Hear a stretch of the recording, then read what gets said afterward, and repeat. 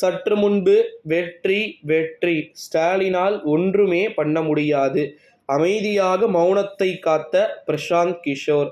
கல்வி விருதுகள் வழங்கக்கூடிய விழாவில் பார்த்தீங்கன்னா நடிகர் விஜய் செய்யக்கூடிய அரசியல் ரஜினியின் வாய்ஸை போல விஜயின் வாய்ஸ் அப்படின்ற நிலைமை மாறுகிறதா என்ற ஒரு சந்தேகத்தை எழுப்பியிருக்கிறார் நம்முடைய அரசியல் விமர்சகரும் அரசியல் ஆலோசகரும் ஆக இருக்கக்கூடிய பிகே என்னும் பொலிட்டிக்கல் கிங்காக இருக்கக்கூடிய பிரசாந்த் கிஷோர் அவர்கள்.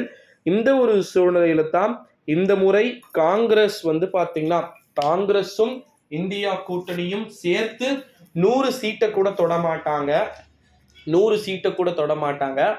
பிஜேபி 400க்கு மேல தாண்ட மாட்டாங்க, ஆனா 300க்கு குறைய மாட்டாங்க அப்படின்ட்டு. பிஜேபி 200 வந்துட்டாங்க, 240ன்ற ஒரு நம்பரை பார்த்தீங்கன்னா டச் பண்ணதை நம்மளால பார்க்க முடிந்திருது.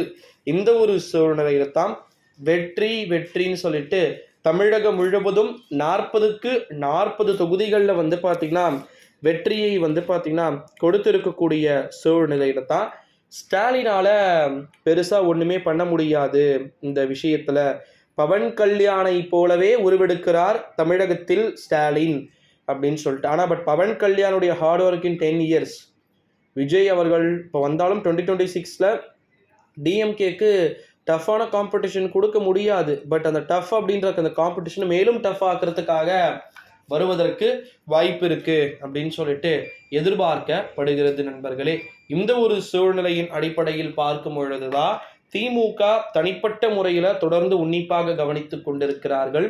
அடுத்தடுத்து வரக்கூடிய தேர்தல்களில் தங்களுடைய வியூகம் எப்படிப்பட்டதாக இருக்க வாய்ப்பு இருக்கு, தாங்கள் வெற்றியை பெறுவோமா தோல்வியை பெறுவோமா என்பதை தாண்டி வெற்றியின் நுணுக்கம் இருக்கக்கூடிய அரசியல் என அனைத்தையும் பார்த்தீங்கன்னா ஒன்று A to Z பார்க்க வாய்ப்பு இருக்கு அப்படின்னு சொல்லிட்டு தகவல்கள் வெளியாகி இருக்கிறது நண்பர்களே.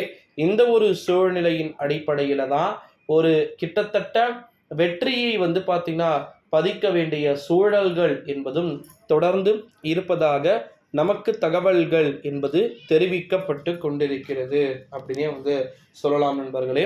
தமிழகத்தின் முதலமைச்சர் மாண்புமிகு திரு ஸ்டாலின் அவர்கள் 2021ஆம் ஆண்டு போல தயவு செய்து நினைத்து கொள்ள வேண்டாம் அப்படின்னு சொல்லிட்டு பிரசாந்த் கிஷோர் மீண்டும் மீண்டும் சொல்லி கொண்டிருக்கிறார். காரணம் என்ன அப்படின்னு பார்த்தீங்கன்னா அப்போ இருந்தது ஒரு அதிருப்தி மூமெண்ட்டை வேவ் மூமெண்ட்டாக ஆக்கின தேர்தல்.